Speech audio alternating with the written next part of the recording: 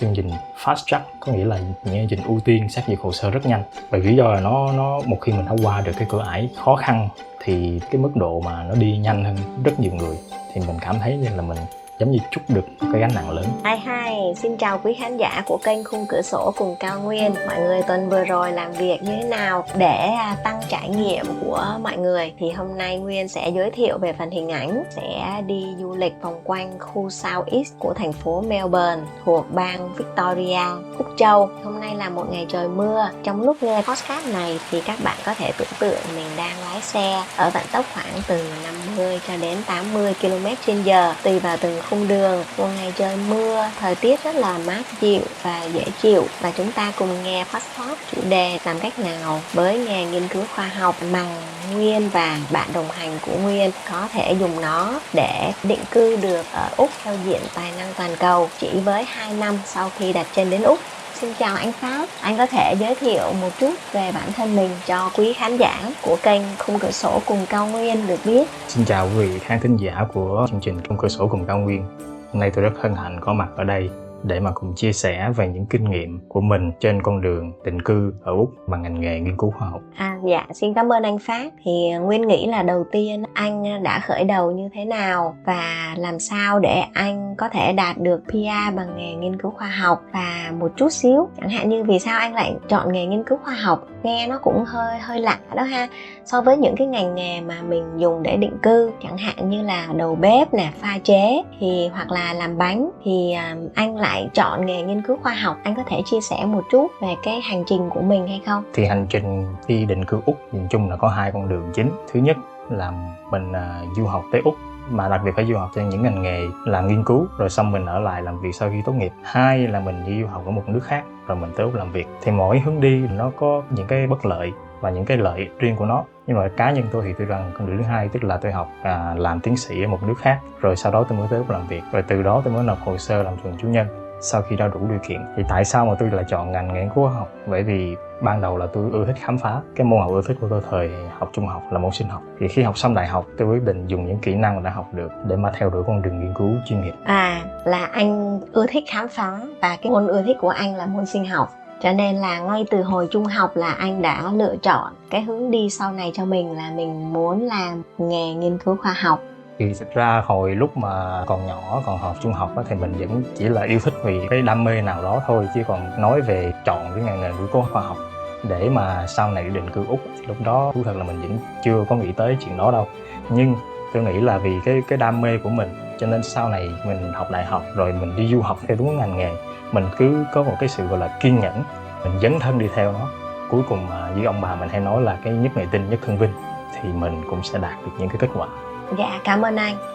Thì theo như anh nói, anh đã dùng cái nghề nghiên cứu khoa học của mình để có thể đạt được thường trú nhân của Úc. Trong bao lâu thì anh có thể đạt được thường trú nhân này? Tính từ cái ngày mà tôi có visa tạm trú để mà đặt chân tới nước Úc làm việc lần đầu tiên đó, cho tới ngày mà tôi có PR, tức là có cái quyền thường trú ở Úc, là 2 năm. Là chỉ trong 2 năm, thời gian rất là nhanh. Thông thường để mà đạt được thường trú nhân thì ít nhất nó phải từ 4 cho tới 5 năm. Đó là đã là rất là nhanh rồi. Vì theo như Nguyên được biết từ những chia sẻ của các quý anh chị thì nó mất đến tới 20 năm. Nó rất là lâu, vẫn rất là ngắn so với nhiều người khác rồi. Mà với anh chỉ cần có 2 năm thì đây là đáng để mà chúng ta đi sâu, phân tích và mổ xẻ thêm nhiều cái kinh nghiệm. Bởi vì Nguyên nghĩ rằng từ 2 năm so với 20 năm nó là một chặng đường chênh lệch rất là lớn. Sẽ có nhiều bạn trẻ đang trên con đường cũng chinh phục thường trú nhân của Úc, hay mình có thể gọi nhanh đó là PR. Mọi người sẽ rất là quan tâm. Thường các bạn đi đến Úc theo con đường đi du học để định cư thì có thể các bạn sẽ rất quan tâm đến cái ngành nghề nghiên cứu khoa học này. Thì anh có thể chia sẻ thêm để làm nghề nghiên cứu này thì mình sẽ cần những cái bằng cấp và cái kỹ năng gì là quan trọng nhất? Thì làm nghề nghiên cứu khoa học thì mình cần phải được đào tạo những kỹ năng nghiên cứu khoa học. Những kỹ năng nghiên cứu khoa học chứ chỉ được đào tạo ở những cái chương trình thạc sĩ hoặc tiến sĩ trở lên. Nói cách khác, mình muốn đi định cư bằng con đường nghiên cứu khoa học thì trước tiên mình phải có bằng thạc sĩ hoặc tiến sĩ. Thì như vậy mình mới có thể tăng cơ hội mình đạt được cái điểm để mình được cái PR và thường trú nhân. Đặc biệt là nếu mình nộp hồ sơ qua những con đường tin tưởng độc lập, ví dụ như visa 189 hoặc là con đường tiểu bang đề cử 190. Nói tóm lại là bằng tiến sĩ có thể nói là cái điều kiện đầu tiên, vì khi mình học xong tiến sĩ là mình đã phải có những cái kỹ năng cần thiết cho nghiên cứu. Thì đó là những cái điều kiện mà những cái người employer ở Úc, tức là những cái người tuyển dụng á, xét tới và người ta mới offer cái vị trí công việc cho mình. Ngoài ra thì nói chung là trong cái kỹ năng khoa học thì chúng ta là có khả năng nghiên cứu độc lập, có khả năng viết và diễn thuyết. Những cái công bố của mình làm ra mình phải nói được, mình làm ra mình phải viết được. Mình làm việc trong những môi trường đa văn hóa và nó có nhiều cái đồng nghiệp mà tới từ những cái môi trường, những cái nền văn hóa rất khác nhau, và mình phải, tiếng Anh gọi là get along well đó, tức là mình phải hòa nhập được và mình làm trong những cái teamwork hoặc là gọi là việc độc lập. Và tất cả những cái công việc này mình đều phải sử dụng tiếng Anh. Như vậy thì có nghĩa là bằng tiến sĩ là điều kiện cần, và giao tiếp tốt được bằng tiếng Anh cũng là một điều kiện cần, và có chứng chỉ liên quan để chứng minh được. Vậy thì bằng tiến sĩ là một điều kiện cần thì nó có phải là điều kiện lớn nhất hay không? Hay hiểu theo một cách khác, có nghĩa là chỉ cần mình bằng tiến sĩ thì là nghiễm nhiên hoặc là rất là dễ dàng mình có thể đạt được cái thường trú nhân, thì đó có phải là lợi thế lớn nhất? Và mọi người nếu như đang trên con đường theo đuổi cái hành trình hải thường trú nhân thì chỉ cần cố gắng học cho xong bằng tiến sĩ là có thể có được thường trú nhân rồi. Bằng tiến sĩ nói ra nó chỉ là điều kiện cần chứ không phải là điều kiện đủ, bởi vì bằng tiến sĩ mình cũng phải cần có thêm những cái điều kiện khác. Ví dụ như là nếu mà nói ra cái con đường mà những cái bạn du học sinh đi qua Úc du học trong những ngành nghiên cứu mà có bằng tiến sĩ rồi thì người ta vẫn phải có một thời gian chờ, là để cho mình phải chứng minh được là bằng tiến sĩ của mình, sau đó mình có một cái kinh nghiệm làm việc nhất định. Cũng tương tự như vậy, nếu mình đi từ bên ngoài vô thì cái mức độ mà khó nó còn khó hơn những cái bạn mà học từ trong ra. Bằng chứng là có những cái ngành nghề nghiên cứu khoa học mà tiểu bang đề cử đó, người ta không đề cử những cái người mà không học từ trong nước Úc vậy đó. Cho nên là ngoài bằng tiến sĩ ra mình cần phải có những cái kỹ năng khác, và mình phải có những cái gọi là track record, những cái thành tựu mà được chứng minh, và những cái kỹ năng liên quan trong quá trình làm việc mà mình học thêm được và mình phải chứng minh được. Nhưng để mình làm được trong những môi trường như vậy thì như hồi nãy mình nói, trước tiên mình vẫn phải cần một cái bằng tiến sĩ. Có nghĩa là bằng tiến sĩ là điều kiện cần, nhưng nếu như bằng tiến sĩ đó của mình nó ở ngoài nước Úc thì nó sẽ khó hơn cho mình rất là nhiều. Có thể nói là như vậy, bởi vì nước Úc chính sách người ta cũng ưu tiên cho những người ở sẵn Úc trước khi những người mà ở ngoài muốn mà xin đi vào thì mình phải chứng minh được là cái nguồn nhân lực trong Úc đang thiếu. Cái đó là cái chính sách của chính phủ. Như vậy thì theo anh, những bằng cấp mình cần đó là bằng tiến sĩ, và những kỹ năng mình cần như là bằng tiếng Anh, và cụ thể hơn với bằng tiến sĩ đó, nếu như mà mình học và mình tốt nghiệp được bằng tiến sĩ đó ở một trong những trường đại học thuộc hệ thống giáo dục của Úc thì cái lợi thế của mình nó sẽ tốt hơn hẳn so với những bạn học bằng tiến sĩ ở ngoài Úc. Đúng là như vậy. Vậy thì anh có thể giải thích thêm một chút những cái danh sách nghề ưu tiên của Úc và lý do vì sao ngành nghiên cứu khoa học lại nằm trong những danh sách nghề ưu tiên này? Cái danh sách ngành nghề ưu tiên của Úc là danh sách nó được ban hành hàng năm của Bộ Nội vụ, tức là của chính phủ Úc, là được nghiên cứu từ cái năm tài chánh trước đó để mà nó liệt kê ra những cái ngành nghề mà nước Úc đang có nhu cầu. Thì bạn mà muốn định cư bằng con đường tay nghề đó thì cái nghề nghiệp bạn chọn đó là phải bắt buộc phải nằm trên danh sách tay nghề này. Nếu không thì bạn không được đề cử, hoặc là không được, thậm chí là không được tính điểm độc lập. Thì cái ngành nghề nghiên cứu khoa học là một cái ngành nghề quan trọng, bởi vì nước Úc rất là chú trọng về trong nghiên cứu. Mỗi năm mà nước Úc là dành khoảng từ 1 đến 2%, cái ngân sách của nước Úc là 1 đến 2% GDP của Úc cho ngành nghiên cứu. Nếu mà mình so với nước Mỹ là 3.8% GDP thì 1 đến 2% GDP của Úc dành cho nghiên cứu khoa học, đó là một cái tỷ lệ khá cao. Như vậy thì chúng ta nếu mà ở Úc lâu, chúng ta sẽ quan sát thấy được có những cái vấn đề về trong cuộc sống, trong xã hội, vấn đề về sức khỏe tinh thần chẳng hạn, hoặc là bất cứ những vấn đề về giao thông hay là thời tiết, hay là những vấn đề về cháy rừng hoặc là thiên tai thì đều được nghiên cứu, hoặc là những cái chính sách mà khi chính phủ đưa ra thì đều được nghiên cứu trước và sau khi được ban hành. Thì cho nên cái ngành nghề nghiên cứu khoa học luôn luôn là rất cần. Đó là lý do tại sao mà cái ngành nghề nghiên cứu khoa học luôn luôn là nằm trong cái danh sách ngành nghề của. Theo như cá nhân Nguyên thì có thể ở chỗ này Nguyên vẫn cần phải trao đổi lại một xíu với anh. Đúng rằng là qua rất nhiều thời đại rồi thì ngành nghiên cứu vẫn luôn rất là cần thiết. Nhưng mà cụ thể hơn thì theo như quan điểm của Nguyên rằng là mỗi một giai đoạn nó sẽ có những cái ưu tiên nhiều hơn. Những giai đoạn khác thì cái tính ưu tiên của nó có thể giảm bớt đi rất là nhiều. Chẳng hạn trong những cái năm Covid gần đây thì mình có thể thấy một điều rất rõ, nó để lại một cái hậu quả rất là lớn. Cái sự suy thoái của kinh tế nó khiến cho rất nhiều người mất việc, và cụ thể hơn là ngoài những cái ngành nghề như chăn nuôi, công nghiệp và nông nghiệp thì ngành nghiên cứu khoa học cũng bị ảnh hưởng rất là mạnh mẽ, và Nguyên có thể thấy rằng là nó ảnh hưởng trực tiếp. Và những cái giai đoạn mà anh kể thì anh được cái PR, có thể là trong cái giai đoạn mà nó chưa dẫn đến cái suy thoái kinh tế, thì anh nghĩ rằng những cái giai đoạn đó, nó có ảnh hưởng đến cái quá trình xin PR của mình hay không, và khả năng xét duyệt PR đó. Thì quan điểm của anh về vấn đề này như thế nào? Đúng là nó phải có ảnh hưởng, đó là lý do tại sao mà mỗi năm và trước khi kết thúc năm tài chính thì Bộ Nội vụ Úc mới ban hành ra một cái danh sách ngành nghề mới. Thì đúng là những năm Covid cái nền kinh tế nó ảnh hưởng lớn, cái nền kinh tế nó bị kiểu như là tụt xuống, thì cái GDP cũng ít đi, hoặc là cái nợ công nó tăng lên chẳng hạn, thì rõ ràng là cái nguồn ngân sách dành cho nghiên cứu khoa học nó cũng bị cắt giảm bớt đi. Cái chuyện này là hầu như là nước nào cũng có, cả Mỹ cũng có, cả Úc cũng có. Thì cũng tùy vào từng năm thì người ta cũng phải xét, và nội cái chuyện xét không cũng là một cái vấn đề nghiên cứu, cũng là một cái ban bệ đang nghiên cứu cái chuyện đó.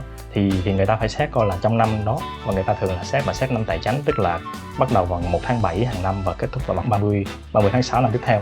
Thì khoảng tháng 5 hàng năm thì người ta mới đưa ra một cái danh sách ngành nghề mới, và cái chỉ tiêu trong cái ngành nghề đó Bộ Nội vụ sẽ xét duyệt bao nhiêu suất visa, và nó dựa trên những cái nguồn dữ liệu đã được nghiên cứu từ năm trước, và dựa lên trên cả GDP hiện có, và dựa trên cái nhu cầu công việc, và dựa trên cả những cái số lượng sinh viên hàng năm mà Úc đào tạo ra, nó đều có ảnh hưởng tất cả.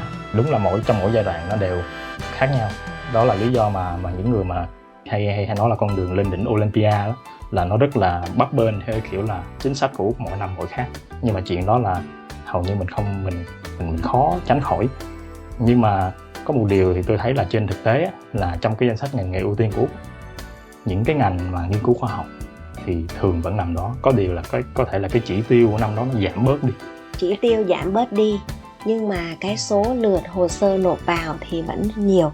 Thậm chí là mỗi năm nó lại mỗi nhiều hơn, thì cái tỷ lệ cạnh tranh nó cao lên rất là nhiều. Vì Nguyên có một người bạn cũng làm tiến sĩ.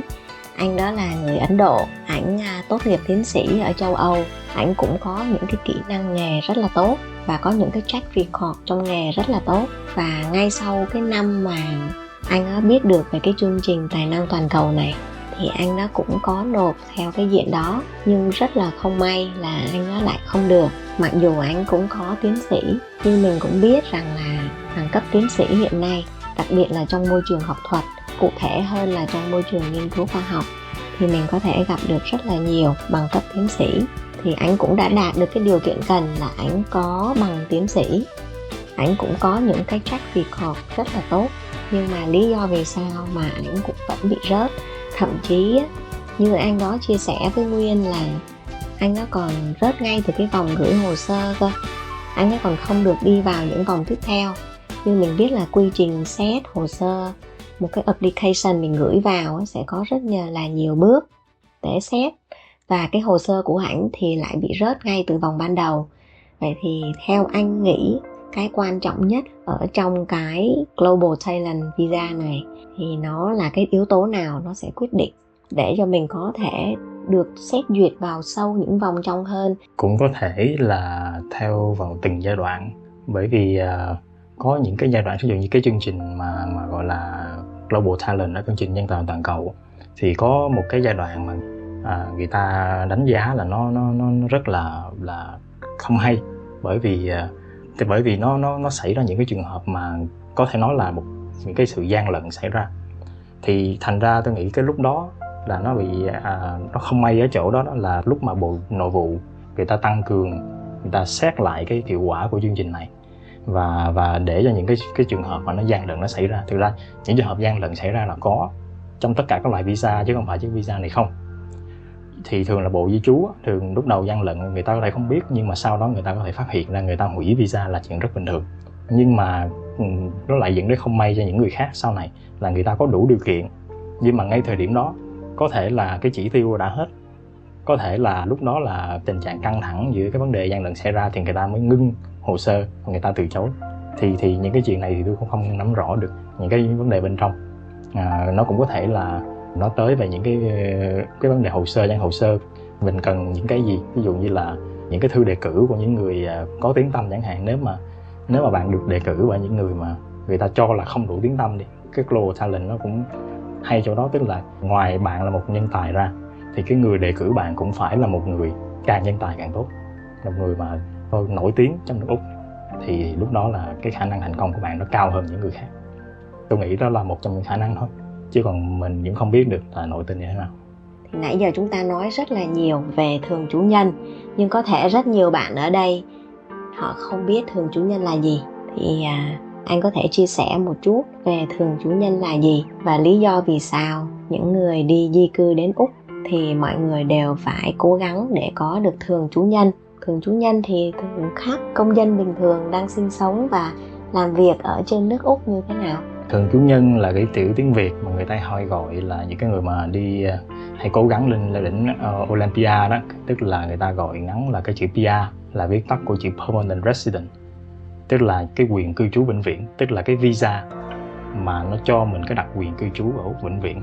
Cái lý do tại sao người ta phải một khi người ta đã di dân tới Úc, người ta phải có được thường chủ nhân là bởi vì cái giá cả chi phí sống Úc nói thẳng ra rất đắt đỏ. Tức là một khi bạn đã ở cái visa tạm trú thì bạn sẽ khó có được những cái quyền lợi giống như là một công dân. Thì trước khi bạn đến một công dân, bạn có quyền một công dân thì người ta cho bạn một cái quyền gọi là thường trú, tức là bạn có một cái quyền lợi nó gần như một công dân, tức là bạn có quyền sử dụng cái hệ thống phúc lợi của Úc, và đặc biệt là người ta hay nói là cái hệ thống chăm sóc sức khỏe Medicare của Úc, là mình được chăm sóc miễn phí đó, hoặc là Medicare nó sẽ trả cho bạn hầu hết cả cái chi phí về khám chữa bệnh và thuốc.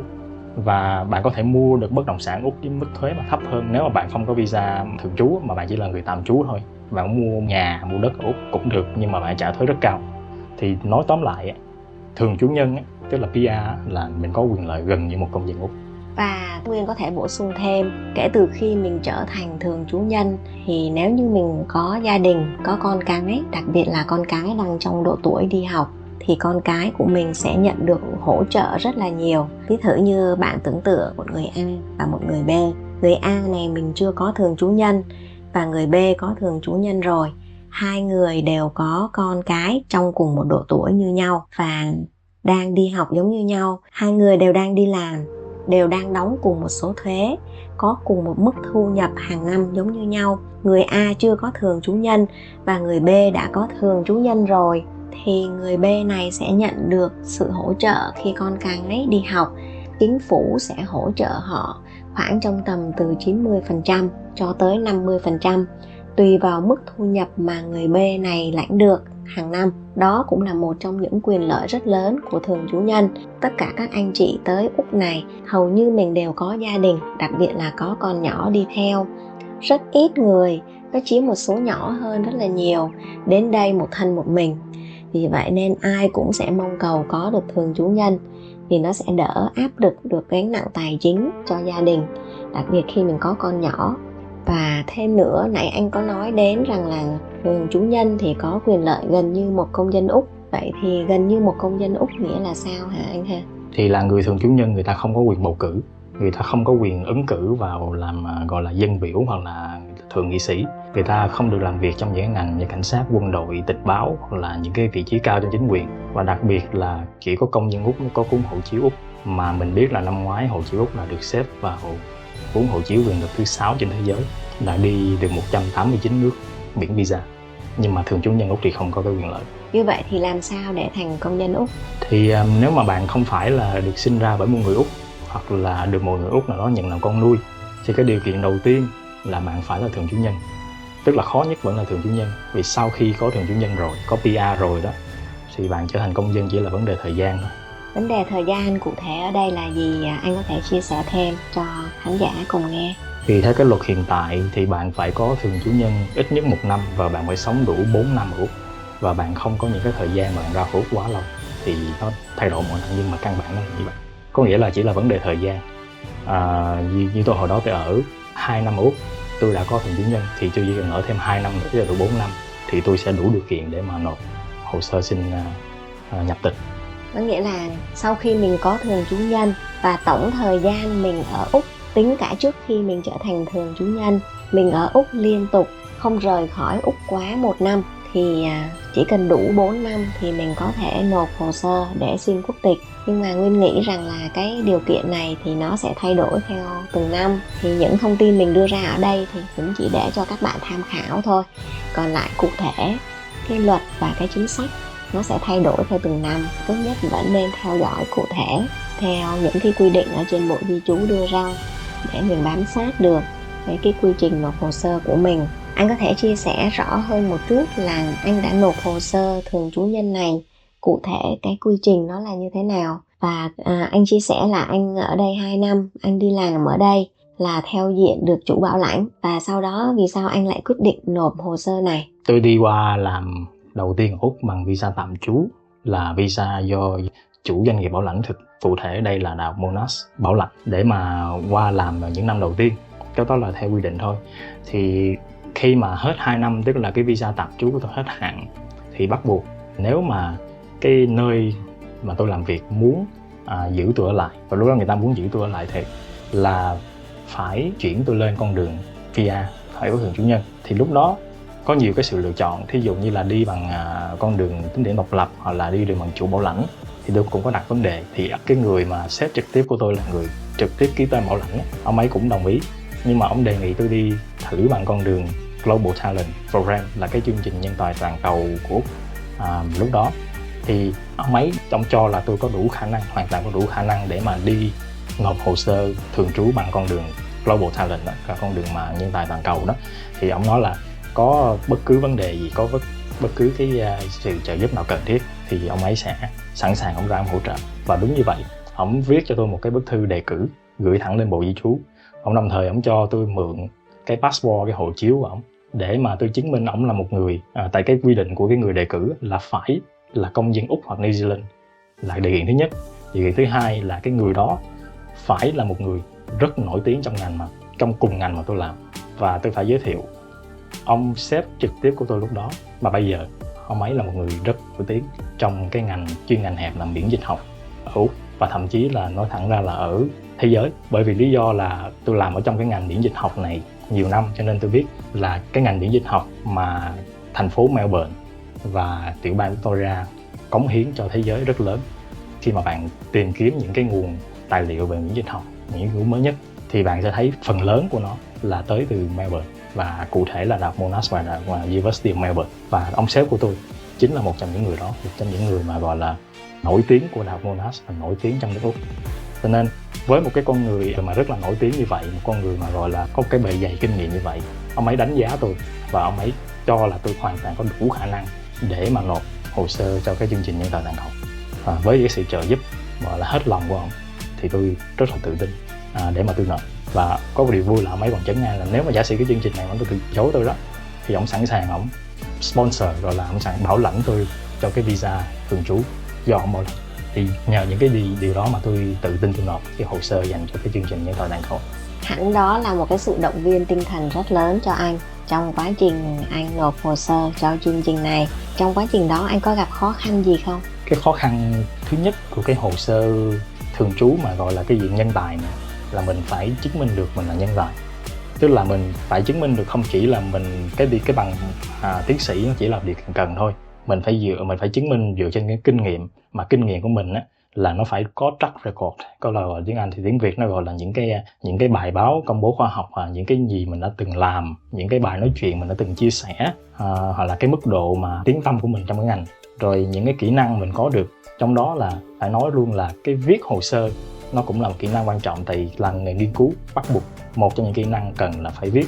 Thì cái này cũng chẳng qua là tôi dùng cái kỹ năng hiện có của mình để tôi viết một cái hồ sơ mà gửi cho Bộ Di trú, là mình viết và mình phải dẫn chứng là những cái bằng chứng đàng hoàng, chứ không phải là mình viết muốn nói gì nói. Mình viết là phải dựa trên bằng chứng, đó là cái phong cách làm việc khoa học mà tôi đã được đào tạo. Thì mình phải viết với những bằng chứng cho Bộ Di trú người ta rõ là mình đã có những thành tựu gì trong quá khứ và mình đang làm những gì trong hiện tại, trong cái ngành mình đang gọi là nộp hồ sơ, và những cái gì mình sẽ đóng góp được cho nước trong tương lai. tức là mình có đáng để nước Úc nó trọng dụng, nó cho phép mình ở lại lâu dài hay không, để mình tiếp tục mình cống hiến cho nó hay không. Đó là cái khó khăn thứ nhất. Cái khó khăn thứ hai là do là tôi tự nộp hồ sơ mà mình không có cần thông qua agent hoặc là luật sư, cho nên á, tất cả mọi thứ, đặc biệt là những thuật ngữ mà về luật di trú là tôi đều phải tự mày mò học từ đầu, và tôi tự hoàn thành hồ sơ cho mình, tức là tự chuẩn bị viết cái này cái kia, những cái giấy tờ nào cần thiết, công chứng này nọ đó. Cái này nó mất rất nhiều thời gian, bởi vì buổi sáng tôi đi làm thì cho nên chỉ có thể là rảnh vào buổi tối, và tối tôi phải thắp đèn, tôi tự làm hồ sơ di trú cho mình. Điều này nó cần cái sự kiên nhẫn rất lớn, và nó mất của tôi là hơn 1 tháng. Ra thì ngoài cái sự kiên nhẫn thì Nguyên ở đây Nguyên có thể chia sẻ thêm, đó là chúng ta cần phải có kỹ năng. Và theo như anh nói là cái kỹ năng làm nghiên cứu của anh hỗ trợ anh rất nhiều trong quá trình làm hồ sơ. Chúng ta cần phải có kỹ năng để lên kế hoạch những đầu mục việc cần làm, và chúng ta cần phải sắp xếp hồ sơ của chúng ta như thế nào để nhìn cho nó hợp lý và nó khoa học, và nó chứng minh được những điều mà chương trình này yêu cầu. Thì Nguyên nghĩ rằng chúng ta có thể chia cái mục này ra thành một cái phần podcast khác. Có thể sẽ có rất nhiều bạn quan tâm đến những kỹ năng nào chúng ta cần có, đặc biệt là dựa vào kỹ năng khoa học, chúng ta có thể hỗ trợ nó trong những ngành nghề và trong những công việc khác như thế nào. Nguyên nghĩ rằng cái chủ đề này nó sẽ rất là hay, và chúng ta nên dành nó cho một cái podcast sau để có thể chia sẻ được cụ thể và rõ ràng hơn. Thì ở đây anh có thể chia sẻ thêm là hẳn là khi mà đạt được thường trú nhân, có nghĩa là con đường mà người ta mất tới 10 năm hoặc 20 năm, mà anh chỉ cần đạt nó trong vòng 2 năm là anh tiết kiệm được 10 lần so với những người khác. Thì khoảnh khắc mà anh nhận được visa thường trú nhân đó thì anh cảm thấy như thế nào? Lúc đó thì tôi rất là vui, bởi vì những cái công sức mình bỏ ra, công sức của bản thân và công sức của vợ con mình bỏ ra, thì những ngày mà mình ngày đầu tiên mình rời xa quê hương để mình du học đó, rồi xong rồi những ngày mà tự mình thức đêm thức hôm để mình làm hồ sơ, thì cuối cùng mình cũng có kết quả xứng đáng. Và nó hay một cái là bởi vì cái chương trình Global Talent đó, mà bây giờ người ta gọi là chương trình National Innovation Visa đó, là nó chương trình fast track, có nghĩa là những chương trình ưu tiên xét duyệt hồ sơ rất nhanh. Bởi lý do là nó một khi mình đã qua được cái cửa ải khó khăn thì cái mức độ mà nó đi nhanh hơn rất nhiều người, thì mình cảm thấy như là mình giống như trút được một cái gánh nặng lớn. Bởi vì nó là fast track cho nên Nguyên nghĩ rằng nó phải tỷ lệ thuận với cái mức độ áp lực. Và ở đây chúng ta có thể là sẽ rất nhiều bạn quan tâm, quên mất mention đến một cái phần, đó là chi phí. Vì nếu như đi theo một con đường thường trú nhân thông thường thì nó vừa mất thời gian và nó sẽ tốn rất nhiều chi phí. Chúng ta có rất nhiều loại hình để đạt được thường trú nhân Úc. Chúng ta có thể đi bằng diện đầu tư, chúng ta có thể đi bằng diện du học tự túc, bằng rất nhiều những loại visa khác nhau. Thì hoặc là chúng ta mất thời gian, nhưng mà nhìn chung là chúng ta đều phải mất tiền bạc, đúng không? Còn đối với cái loại visa này thì anh có thể chia sẻ thêm là chi phí anh phải bỏ ra cho nó có mất rất nhiều chi phí của anh hay không? Thì nó mất cái chi phí, thứ nhất là cái chi phí mà gọi là application fee của cái visa đó.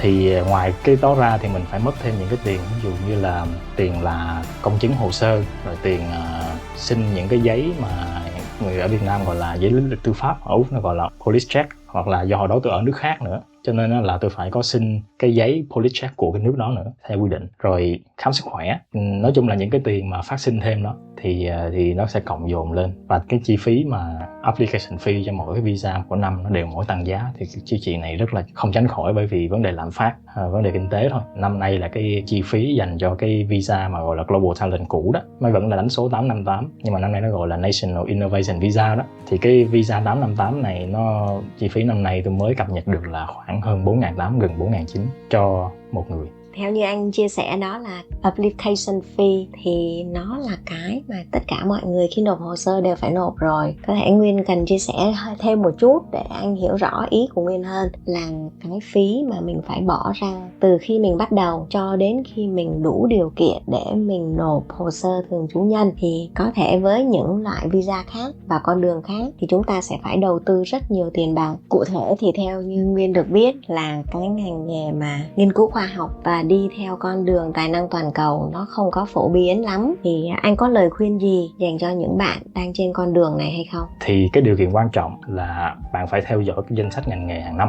cái danh sách này nó thay đổi hàng năm, thì mình phải nhìn vào, mình phải so sánh giữa năm này với năm kia trong ít nhất là 5 năm, 10 năm liên tục, thì bạn sẽ thấy được những cái ngành nghề dài hạn là hầu như năm nào cũng có mặt trong danh sách là một. Thứ hai nữa, bạn tới thẳng cái trang web của cái chương trình Global Talent mà bây giờ nó đổi tên thành National Innovation Visa đó, để bạn sẽ thấy các nhóm ngành ưu tiên, nhóm ngành cực kỳ ưu tiên, gọi là nhóm ngành mũi nhọn vút. Ví dụ như là những ngành y sinh, ngành tài chánh, ngành nông nghiệp kỹ thuật cao, ngành an ninh mạng. Đó là những cái cơ sở để mình khoanh vùng, mình lựa chọn những cái ngành nghề phù hợp từ sớm để mình rèn luyện kỹ năng cho mình. Thì sau này khi mà chúng ta có đủ những cái điều kiện đó thì chúng ta hoàn toàn có thể vừa hoặc là nộp cái visa dành cho những tay nghề bình thường, kỹ thuật cao bình thường, hoặc là người ta có thể đề nghị bạn nộp thẳng vào con đường fast track để mà có được cái visa dễ dàng hơn. Đây cũng là một hướng để mình cân nhắc. Cảm ơn anh về buổi chia sẻ ngày hôm nay. Với chủ đề ngày hôm nay thì mình nghĩ rằng đã đủ để chúng ta chia sẻ một phần nào đó đến cho các bạn có một cái góc nhìn chung với chương trình Tài năng toàn cầu, nghiên cứu khoa học và